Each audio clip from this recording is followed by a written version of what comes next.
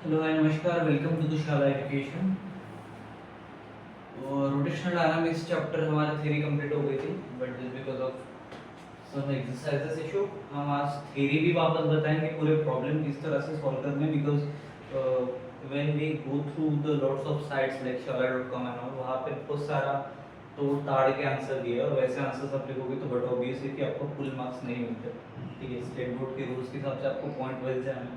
ठीक है, bit marking होती है, बिट वाइज मार्किंग होती है, तो किस तरह से आंसर्स आपको लिखने हैं जिसके थ्रू आउट प्रॉपर आपको मार्किंग मिलेगा। ठीक है, तो उसके बारे में आज डिस्कस करेंगे। क्वेश्चन नंबर 2 हम लेंगे डायरेक्टली, बिकॉज एमसीक्यू तो आप पेज भी देख सकते हो, तो उसका कोई इशू है नहीं। ठीक है, क्वेश्चन नंबर 2 जो है, तो उसमें पहला ही क्वेश्चन आपको पूछा है why the curve road are banked, right. ये क्वेश्चन था कि इस कर्व रोड बाइंग क्यों होते हैं। ठीक, उसके पीछे रीजन क्यों, क्या है, ऐसा क्यों नहीं होता कि वो डायरेक्ट ऐसा निकल जाए, ठीक है, बिना बैंक होते हुए, या फिर ऐसा हो कि ऐसा स्क्वायर क्यों नहीं। ठीक है, बैंक क्यों है, तो उसके लिए थ्योरी जब मैं पढ़ा रहा था उसके पीछे मैंने आपको 3 से 4 पॉइंट्स उसके बारे में बताया था जब डेरिवेशन हम कर रहे थे। सबसे पहला, टू प्रोवाइड सेंट्रीपिटल फोर्स, क्या पहला पॉइंट रहेगा आपका, टू प्रोवाइड सेंट्रीपिटल फोर्स। ठीक है, अब इसको एक्सप्लेन करना है आपको, आपकी जो भी लैंग्वेज रहेगी आपकी। ठीक है, एग्जैक्टली जैसे मैं बता रहा हूँ वैसे ही अगर आप कर रहे हो तो कोई फायदा नहीं रहेगा उसका। ठीक है, सेंट्रीपिटल फोर्स क्या करता है बताइए। अगर मैंने किसी चीज को सेंट्रीपिटल फोर्स प्रोवाइड किया, मतलब उसने क्या किया, नेसेसरी सेंट्रीपिटल फोर्स अगर मैं किसी व्हीकल को दे रहा हूं, राइट, तो क्या कर रहा है, सर्कुलर मोशन परफॉर्म करेगा, करेक्ट। तो उसके थ्रू क्या होगा, ड्यूरिंग अ टर्न व्हीकल क्या करती है, सेंट्रीपिटल फोर्स का यूज करती है। ठीक है, तो आप आपके लिमिट को लिख सकते हो, लाइक क्या बोलोगे आप, बैंकिंग हेल्प्स, किसको हेल्प करती है, क्या जनरेट करने में हेल्प कर रही है, सेंट्रीपिटल फोर्स। ठीक है, banking helps to generate centripetal force for, या फिर टू अ मूविंग व्हीकल। ठीक है, अब इसके थ्रू क्या हुआ, उसको एक सेंट्रीपिटल फोर्स मिला, बराबर, नेसेसरी सेंट्रीपिटल फोर्स रिक्वायर्ड होता है। ठीक है, तो बैंक रोड क्यों जरूरी है, बिकॉज़ सेंट्रीपिटल फोर्स उधर से ही है। पहला पॉइंट समझ में आ गया। ठीक है, बात करते हैं सेकंड पॉइंट की, तो वो क्या करता है, रिड्यूस भी करता है, क्या करता है, डिडक्शन या फिर इंडिपेंडेंस और डिपेंडेंस बोलेंगे, डिपेंडेंस टू फ्रिक्शन बोल सकते हैं। ठीक है, तो वी कैन से रिड्यूस करता है, to reduce dependence to friction. अब फ्रिक्शन कौन सा होता है यहाँ पे बताओ, हाँ, डिपेंडेंस ऑन फ्रिक्शन बोलते हैं। कौन सा फ्रिक्शन होता होगा, स्टैटिक। क्यों, जितने भी बैंक रोड होते हैं वो इस तरह से होते हैं, एक ऊपर एक नीचे। ठीक है, अगर इस तरह का रोड है तो अगर ये ऐसे टर्न हो रहा है तो प्रॉपर्ली बैंक रोड क्या कर रहा है, रिड्यूस कर रहा है रिस्क, पहली बार। तो we can say properly bank road reduce the risk। किसकी रिस्क रहती है बता सकते हो, स्कीडिंग। स्कीडिंग की रिस्क रहती है, मतलब वो स्लिप ना हो जाए, नीचे ना चला जाए। ठीक है, करेक्ट क्या, हाँ। तो मैं इसको अगर मैं मान के लो, चलो स्कीडिंग वाला पॉइंट हम थर्ड वाला लेते हैं, ठीक है, इसको सेकंड में रखते हैं, इसमें भी हम रिड्यूस ही करेंगे, बट वेट, चलो स्कीडिंग वाला एक थर्ड पॉइंट भी मुझे मिल गया, मैं बाद में एक्सप्लेन कर देता हूं। रिड्यूस फ्रॉम क्या बोला, प्रिवेंट स्कीडिंग, टू प्रिवेंट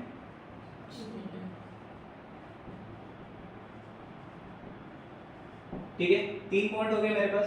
और ओवर ट्यूनिंग भी बोलते हैं उसको, मैंने बताया था स्कीडिंग को ही हम बोलते हैं, करेक्ट। तो और ओवर ट्यूनिंग मैंने बोला था आपको, थ्योरी पढ़ा था, इसमें से कोई भी वर्ड है तो समझ जाना, फिसलने वाला ही। ठीक है, चलो चौथा पॉइंट एक बताओ मेरे को, कुछ थ्योरी में से कुछ याद आ रहा है तुम जो बताया था उसमें, हायर स्पीड्स को अलाउ करता है कर्व पे। ठीक है, to allow higher speed on curve. अरे निकाल देना velocity and maximum velocity and minimum, निकालिए या नहीं निकालिए तुम लोगों ने। और क्या करता है, ड्राइविंग कंफर्ट देता है, ठीक है। तुम लोगों ने देखा होगा जितने भी राइडर्स रहते हैं मोस्टली उनको ऐसे गाड़ी चलाना सीखता है, ऐसे चलाने में थोड़ा ज्यादा ये रहता है। तुम लोगों ने देखा मैक्सिमम टर्निंग वाले वीडियोस देखे हो, देखे हैं क्या, ठीक है। तो ये क्या क्या कर रहा है, सबसे पहले स्मूथली ड्राइविंग के लिए हेल्प कर रहा है। लास्ट पॉइंट तुम डाल देना, ठीक है। ये आ रहा है इसके नीचे का, हाँ ठीक है, उसको भी डाल दो। क्या कितना पॉइंट रहेगा वो, 5th नंबर का पॉइंट रहेगा, टू इंप्रूव, क्या बोलोगे, किसको इंप्रूव कर रहा है, हाँ, to improve driving comfortable and safe, या फिर सेफ्टी, ठीक है, अनसेफ बोल सकते हो। कितने पॉइंट हो गए तुम्हारे पास, इतने लिखने की जरूरत नहीं है, ये 5 पॉइंट इसलिए है कि तुम्हारे ध्यान में कितने रहेंगे इसमें, ठीक है। अब इसमें से तुम चाहे 3 लिखो, ठीक है, या 4 लिखो, एक आधे भूल गए तो भी चलेगा। क्लियर है क्या, ठीक है। तो रिड्यूस डिपेंडेंस ऑन फ्रिक्शन, मैंने पॉइंट बोला था, बराबर है क्या। तो बैंकिंग रिड्यूस क्या कर रहा है, जो लैटरल फ्रिक्शन रहता है टायर के बीच में और रोड के बीच में, दो देखे थे ना हमने फ्रिक्शन, ठीक है। तो लैटरल फ्रिक्शन किसके बीच का, टायर्स के बीच का और रोड के बीच का, उसको क्या कर रहा है, उसको सेफर कर रहा है, लिख देना वहां, ठीक है। उसके बाद 3rd नंबर का पॉइंट, ठीक है, टू प्रिवेंट स्किडिंग और ओवर ट्यूनिंग, ठीक है। जब भी आप गाड़ी लेके जा रहे हो, प्रॉपरली बैंक रोड अगर है तो वहां पे रिस्क जो रहता है वो रिड्यूस हो जाता है, कम हो जाता है, ताकि आप स्लिप हो जाए, ठीक है। क्लियर है, चलो ये कितने पॉइंट्स हो गए क्वेश्चन नंबर 1 के, 5 पॉइंट। मैं 2 लिख रहा हूं, क्वेश्चन नंबर 2 पॉज कर दो उसको, तब तक ग्राफ कर लेते हैं। क्वेश्चन नंबर 2 है हमारे पास, do we need bank road for two wheeler, explain. क्या हमें जरूरत है बैंक रोड की टू व्हीलर के लिए। तो इस क्वेश्चन का आंसर आपको लगता है नो तो नो बोलो, यस तो यस, बट मेरे हिसाब से तो ये यस होना चाहिए, right. Yes of course we need bank road, but it is not necessary, ये भी मेंशन करो, नेसेसिटी नहीं है उसकी कि चाहिए ही चाहिए, ठीक है। गांव में गए हो कभी, गाड़ी चलाइए गांव, जहाँ पे रास्ते नहीं होते, वो खेतों में से रास्ते जाते हैं, क्या वहाँ पे बैंक रोड होते हैं, एंगल्स लेके बने हुए रोड होते हैं, गाड़ी चल रही, अपने से कम तो एक्सीडेंट उनके हो रहे, बट उनको भी उसकी जरूरत है, क्योंकि वहां पे जब तुम गाड़ी चलाते हो स्मूथली सरफेस के साथ नहीं चलती, ठीक है। समझ में आया, इसका आंसर कैसे करोगे, पहले तो लिखो yes bank road are beneficial for two wheelers, क्या लिखोगे, yes bank road are beneficial to the for two wheelers, for two wheeler, ठीक है, two wheelers, but it is not necessary, ये भी मेंशन करोगे, क्या बोलोगे, although not necessary या फिर it is not necessary, दोनों में से तुम्हें जो भी लगता है, ठीक है। although it is not, या फिर it is not के जगह पे you can choose not absolutely, क्या बोल सकते हो, although not, वो तो तुम्हारे इस पे डिपेंड करता है कि तुम्हें किस वे में लिखना है, ठीक है। But exactly as it is ऐसा का वैसा मत फेंक के मारना, समझ आया, ठीक है। क्या बोला मैंने, although not absolutely necessary, ठीक है। Here why, अब इसके आंसर नीचे लिखने चलो करो। फर्स्ट पॉइंट, पहला पॉइंट क्या करता है, पहला पॉइंट स्टेबिलिटी ड्यूरिंग टर्न्स, क्या प्रोवाइड कर रहा है,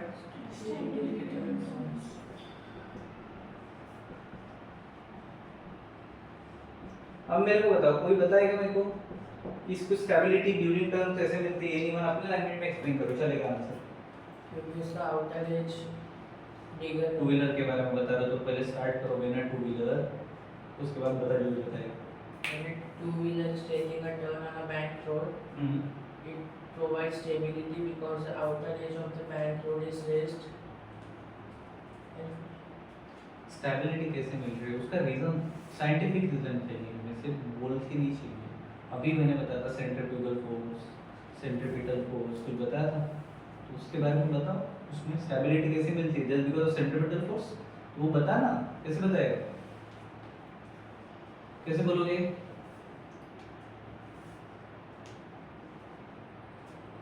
जल्दी। When a two-wheeler makes turn, क्या बोलोगे? When a two-wheeler makes turn, it leans inclined to the bank road. ठीक है? It leans inclined to the bank road, and centripetal force and the gravity too. ठीक है? Helps stability during turn. ठीक है, clear है? Second point लिखोगे वही वाला अपना वाला जो था, रिड्यूस स्किडिंग, सेम पॉइंट डाल सकते हो इसमें, ठीक है, वापस से अभी लिखने की जरूरत नहीं, उधर का इधर डाल सकते हो, बट इसको अपने में कैसे भी लोग बोलोगे। बैंकिंग रोड क्या कर रहा है, कुछ कंपोनेंट्स दे रहा था, आपने देखा था n cos theta n sin theta, उसको बताओ, इसको समझ में आया? ठीक है, सेम पॉइंट डाल सकते हो। थर्ड पॉइंट बताओ कोई, थर्ड पॉइंट ग्रीन वाला पेन का है, थर्ड पॉइंट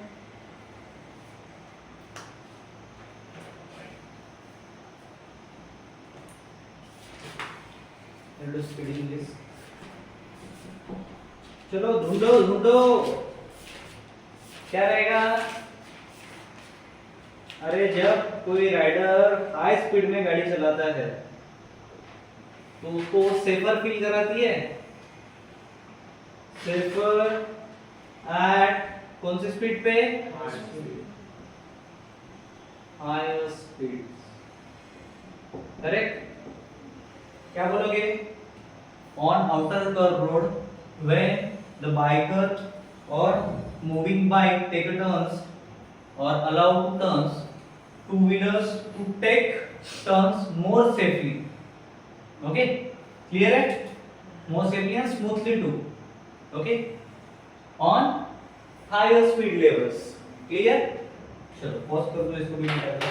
तो इसके बाद मैंने बोला इन कंक्लूजन, ठीक है, जो चीजें तुमने मेंशन की वो बताओ कि जरूरत है या नहीं, ठीक है?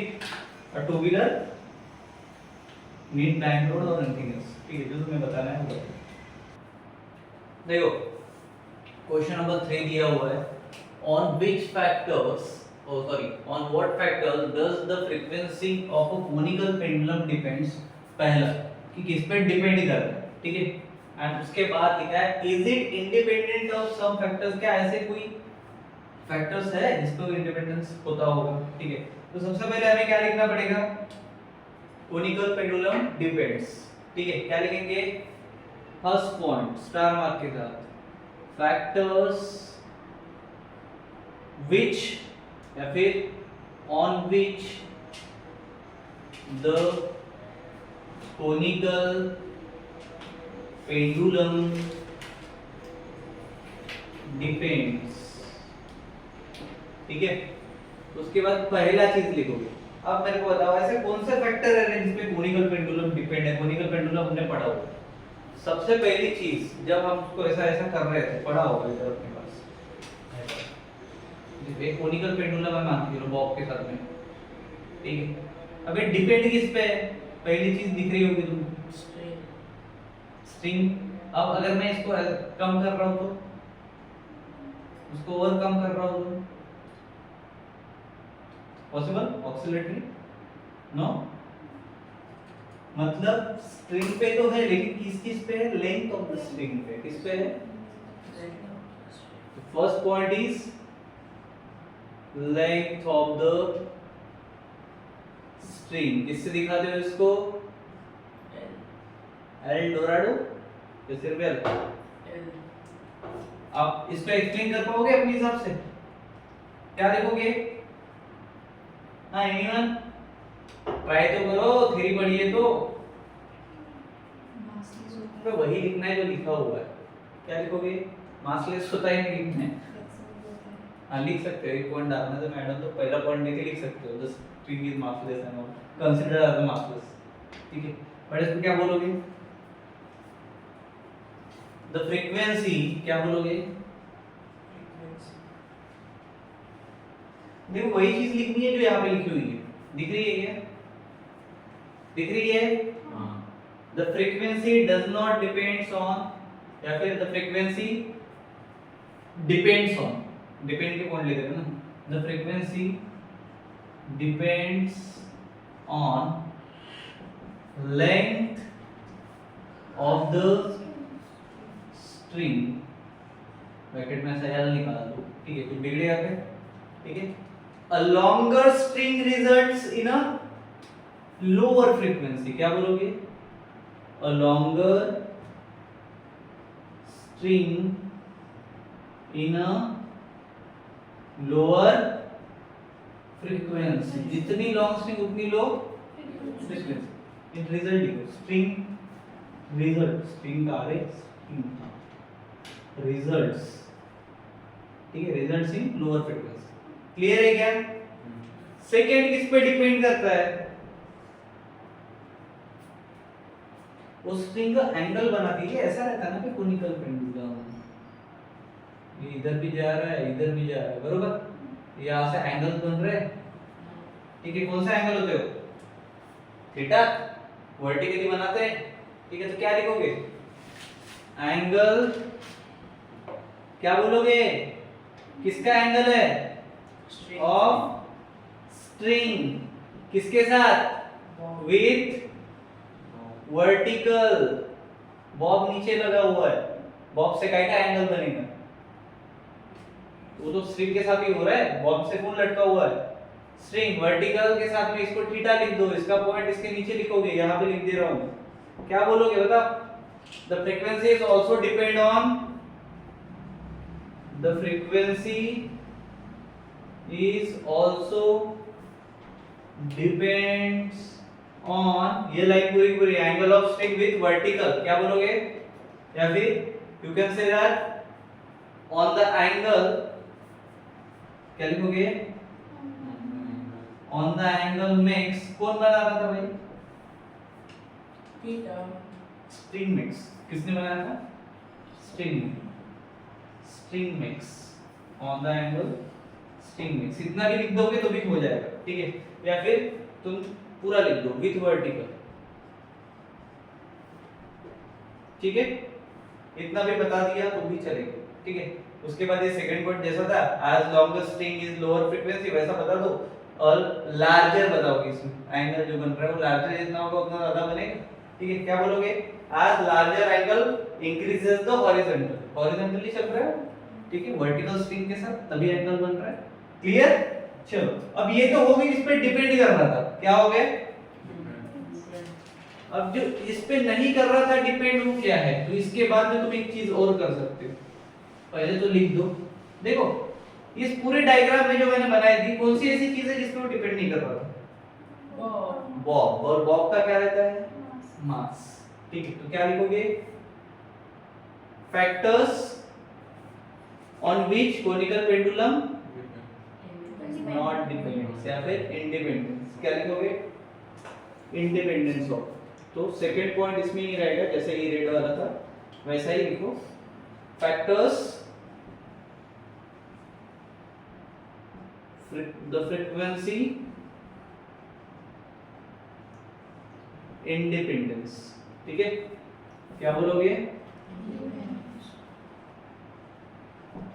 उसके बाद इसमें ही तो पहला पॉइंट, मास ऑफ बॉब, ठीक है, अब मास ऑफ बॉब किससे दिखाओगे, m से, ठीक है, इसके साथ में क्या लिखोगे, तुम्हें पता है वो किसका रहता है, क्या रहता है, the frequency of conical pendulum is independence on mass of the bob, ठीक है, क्योंकि मास किसको कैंसिल कर रहा है, the mass cancels the equation of motion, clear, second point एक बता रहा हूं, लिख लेते, ठीक है, mass cancel the equation of motion cancel out the equation of motion, clear है।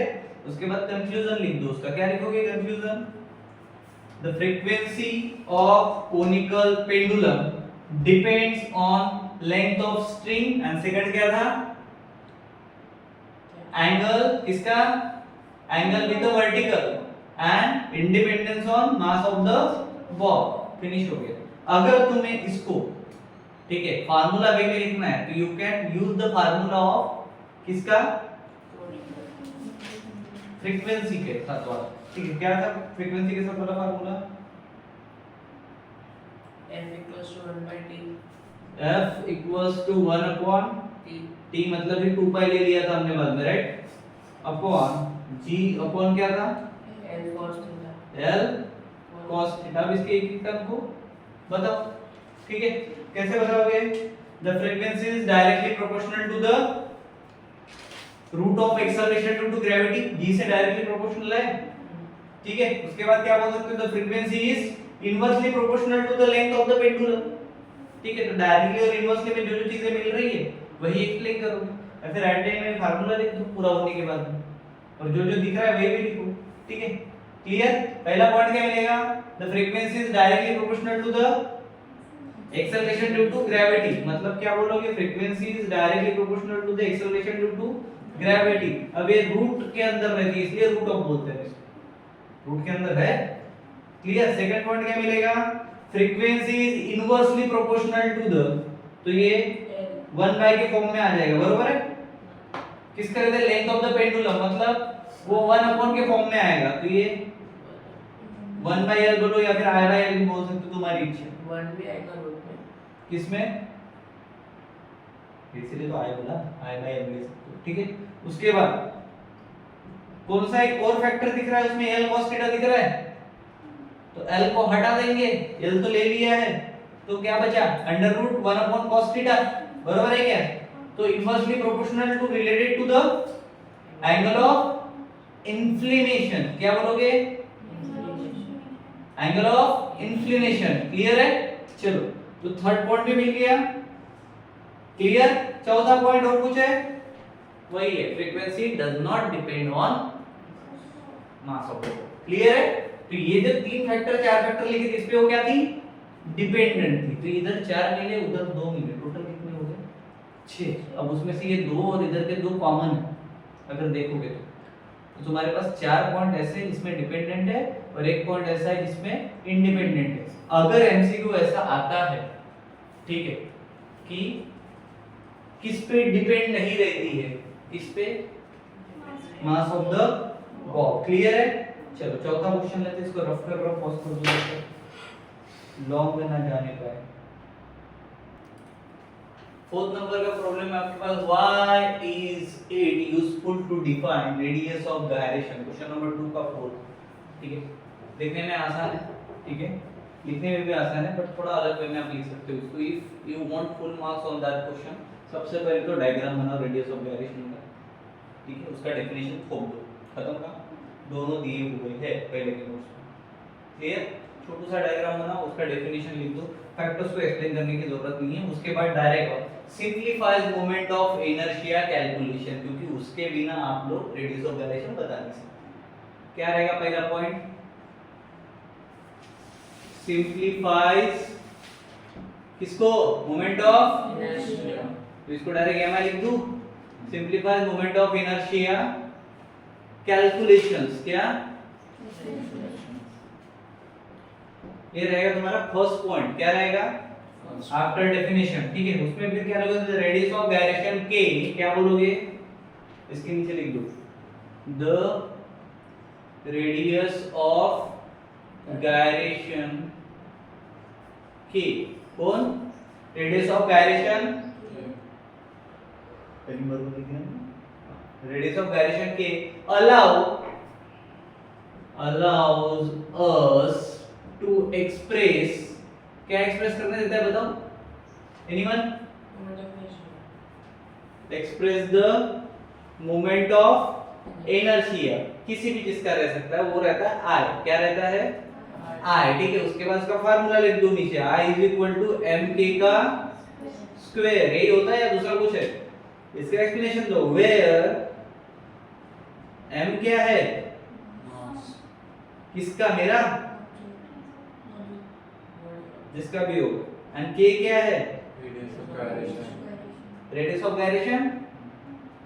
रेडियस ऑफ गायरेशन लिख दो यहाँ पे। तो आपने क्या किया, दो चीजें एक्सप्लेन कर दी अलग अलग, ठीक है। अब कभी कभी इसमें फिजिकल सिग्निफिकेंस भी पूछते हैं, नहीं पूछा तो भी आप क्या बोलोगे? गिव, क्या क्या दे रहा है ये? It gives us physical significance. क्या दे रहा है? Physical significance. इस बार के पेपर में आया था, पता है क्या फिजिकल सिग्निफिकेंस? किसी थोड़ी चीज का पूछा गया क्वेश्चन पेपर का, उसमें देख रहे हैं, ठीक है। इट रिप्रेजेंट, क्या रिप्रेजेंट कर रहा है? रेडियस ऑफ गायरेशन क्या रिप्रेजेंट करता है? चलो सिंपल था, रेडियस ऑफ गायरेशन क्या रिप्रेजेंट करता है? Distance from axis of rotation. लिखो क्या बोलोगे इसको सेकंड पॉइंट में? It represent The distance from the distance from axis of rotation. लिख रहा है यहाँ पर, ठीक है। अभी किसका रहता है? एनीवन? where the एट विच या वेयर द, बोलो बोलो, सही है, सही है, बोलो। mass of the body is concentrated. Mass of the body is concentrated या फिर अज्यूम, टू बी अज्यूम, ठीक है। लिख लोगे? चलो ये लिखा हुआ है सारा का सारा तुम्हारे पास, उसको बस तुम्हें डालना है। उसके बाद थर्ड पॉइंट, कौन सा पॉइंट? थर्ड पॉइंट देखो, यूजफुल फॉर कंपैरिजन हम बोलते हैं इसको, कंपेयर करने के लिए। डिस्टेंस बता रहा है, सारी चीजें बता रहा है, ठीक है। अब ये कहां पे यूज होता है? तो useful for comparing different different shapes हम बोलेंगे। क्या बोलेंगे? यूजफुल फॉर कंपेयरिंग शेप्स या फिर डिफरेंट शेप्स, ठीक है। क्लियर है क्या? अब इसमें बता दे, it helps to find out the common shapes और डिफरेंट डिफरेंट शेप्स, बोल सकते हो क्या? और mass distribution, anything else, mass distribution के हिसाब से शेप होगा उसका। क्लियर है? उसके बाद the last one point, fourth number point, if radius of gyration नहीं होता तो डिजाइन इंजीनियरिंग की शायद मुश्किल में रहती। कौन सी engineering? Design, directly to design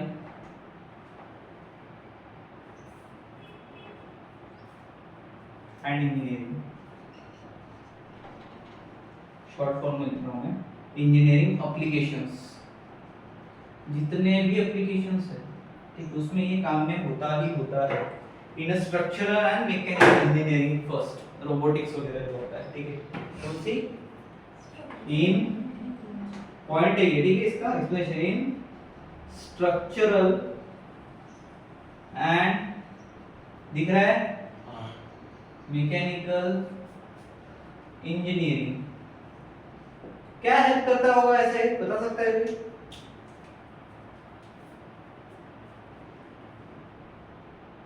analyse करता है रोटेटिंग सिस्टम, इसको स्टिकर, it is used as analysing rotating system. Clear है? एंड डिजाइनिंग द कंपोनेंट्स, तुम लोग देख रहे होगे ना अभी वो 3D होम्स बन रहे हैं, मशीन आई है, ऐसा अपने आप डालती है, अपने आप बना देती है, ठीक है। तो just because of the radius of gyration concept. Clear? चलो क्वेश्चन नंबर 4 भी हमारा हो गया है, उसके बाद 5 के लिए जाते हैं। चलो 5 नंबर का क्वेश्चन है, लास्ट क्वेश्चन है, क्वेश्चन नंबर 2 का सब क्वेश्चन है। A uniform disc and a hollow right circular cone. अब ये मान के चलते हैं यूनिफॉर्म डिस्क है एंड एक होलो सर्कुलर कोन है, ठीक है। राइट सर्कुलर कोन, कोई पकड़ रहा है आइसक्रीम का डब्बा हो, क्या बोला उसने? Have the same formula for their moment of inertia. क्या रहता है? I is equal to mr square upon 2 और I is equal to 1 by 2 mr square, दोनों सेम ही, ठीक है, दोनों के लिए यही आता है। क्लियर है? ठीक है। सो वी कैन से, इसके बाद हम एक पॉइंट लिखेंगे, ठीक है। Why is it so को भी हम एक्सप्लेन करेंगे अपने में, डोंट वरी। ठीक है, सबसे पहले फार्मूला लिखने के पहले हम पॉइंट लिखेंगे कि अ यूनिफॉर्म डिस्क, यही नहीं, a uniform disc and hollow right circular cone having the same formula which is mr square upon 2 और 1/2 mr square। ठीक है, दोनों लिख देना बिकॉज ऑफ वन थिंग, जब बोर्ड की तरफ से आंसर शीट आती है तो उसमें ये फार्मूला रहेगा तो कोई कोई नया रहता है, तो पेपर चेक करने का एक्सपीरियंस नहीं रहता। अभी लास्ट टाइम न्यूज़ आ रही थी तो P1 पेपर चेक करके दे रहा था, टीचर की तबीयत ठीक नहीं थी। सो दोनों लिखना, अगर आंसर शीट में ये होगा तो ये होगा तो ये, दोनों में से एक तो मैच हो जाएगा और भी दे दो। ठीक है, समझ में आया? ठीक है, डोंट टेक अ रिस्क, आजकल कोई भरोसा नहीं किसी का। हाँ, इधर पे क्या पॉइंट आएगा, ये वाला पूरा यहाँ से लेके यहाँ तक फार्मूला तक, ये दोनों लिख दिए। ठीक है, अब ये होता क्यों है, देखो जैसे वेदांत ने लिखा हुआ आंसर था, क्या लिखा था वेदांत, पढ़ो एक बार जोर से। As when we cut the cone, it also gives circle, and this is also a circle. Correct, इसको भी काटोगे तो भी ये सर्कल देगा, उसको भी काटोगे तो भी वो सर्कल देगा। अब इसको 3D में बना नहीं सकते, बराबर है, सेम आंसर उसका मैच कर रहा है। ठीक है, बट वो हो गया यहाँ तक, follow moment of inertia about the central axis. अब ये व्हाई इज इट सो, इसके लिए लिखना पड़ेगा तुम्हें। अब ये होता कि वे this is due to just because of one thing. ठीक है, फॉर दैट अगर तुमने वो काटा तो उसका डेफिनेशन जो उसने अभी बोला था वो डायरेक्टली लिख सकते हो। ठीक है, but why is it so में तुम्हें बताना पड़ेगा उसकी सिमिलरिटीज क्या है। ठीक है, क्या क्या सिमिलरिटीज है सर्कल और कोन की, बताओ कोई तो देख जाए। एनीवन? सेम मास डिस्ट्रीब्यूशन हो रहा है क्या? तो इधर लिख दूं मैं, क्या होगा, same mass distribution relative to axis. ठीक है, क्या होगा, same mass distribution relative to axis. First चीज क्लियर होगी। ठीक है, अब इसमें तुम लिख सकते हो ऑल्दो, क्या लिखोगे, their shapes are different, okay, their shapes are different but both rotate about an rotating axis. बराबर, पहला पॉइंट आ गया तुम्हारा। दूसरा पॉइंट अभी इसको डालो, ज्यादा नहीं, 3-4 बस, ठीक, और एक उस पे छोड़ देना। सेकंड पॉइंट, ठीक है, ये हो गया व्हाई इज इट सो के पॉइंट्स बता रहा हूं मैं। ठीक है, इसके लिए एक्सप्लेन करना है। ठीक है, फार्मूला तुम्हें पता है यूनिफॉर्म, इसके लिए तुम एक बार लिख दोगे और मोमेंट ऑफ इनर्शिया और हॉलो के लिए एक बार लिख दोगे। ठीक है, उसके बाद लिखोगे मास पोजीशंस, क्या लिखोगे, अबे मास की पोजीशंस जो होती है। ठीक है, अबे किसके थ्रू आउट निकलते, सेंटर ऑफ मास के थ्रू। ठीक है, तो हम बोल सकते हैं मास पोजीशन सेम रेडियस के थ्रू होगा क्या,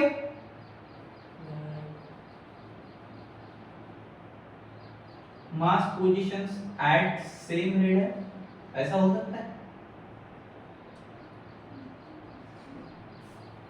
हो गया रे, हो गया इतना मैटर। ठीक है, या फिर सिमिलर रेड है, वी कैन से सेम रेड है सच सिमिलर रेड, एक ही रेड है पे होगा ना रे, एक ही रेडियस पे होगा ना मास डिस्ट्रीब्यूशन, सेम ही रहेगी रेडियस। अरे हो गया अभी जी, एक ही डालने को बोला था तुम 4-5 डाल दिए उसमें। उसके बाद उसमें क्या लिख सकते हो, एवरेज स्क्वायर रेडियस, क्या लिख सकते हो इसमें, average square radius integration to leads to same results. ठीक है, दोनों का अगर इंटीग्रेशन करते हो तो सेम रिजल्ट्स मिलेगा। क्लियर है क्या? ठीक है, तो ये किसके लिए हो गए, y इज इट सो के लिए। तो इसका कंक्लूजन जो भी हम लिख रहे हैं हर बार क्वेश्चन में वही लिखोगे। क्या लिखोगे, का टेक्स्ट बुक का है क्वेश्चन, हाँ, so you can written as different shapes but similar formula, just because of that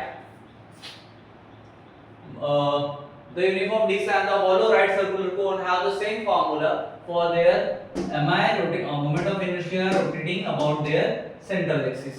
clear हो गया, sure। तो यहाँ पे हमारा क्वेश्चन नंबर 2 कंप्लीट होता है। नेक्स्ट क्वेश्चन है हमारा क्वेश्चन नंबर 3, ठीक है, जो कि लिखा हुआ है यहाँ पे, ओके, वहां से पूरे के पूरे अलग अलग है। चलो, तो हम ले लेंगे क्वेश्चन नंबर 3 से नेक्स्ट वीडियो में। ठीक है, मतलब इसमें भी आ सकता है, इसके बाद भी आ सकता है। Okay, thank you.